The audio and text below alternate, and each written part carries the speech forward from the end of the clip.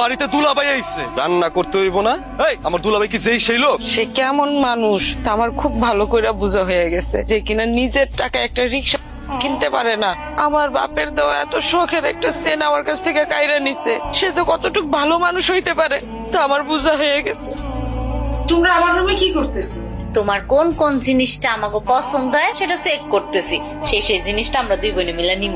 এটা আমার মামার শেষ স্মৃতি। আপা দরকার হলে আপনি এখান থেকে যেই কয়টা মন চায় আপনি নিয়ে যান, কিন্তু আপনি এই শাড়িটা আপনি নিয়ে নেন। তুমি আমার বড় বোনের লয় খারাপ ব্যবহার করছো? কথা কস কে তুই? এইখান থেকে তোমার যেই কয়টা শাড়ি পছন্দ সেই কয়টা শাড়ি তুমি লইবা।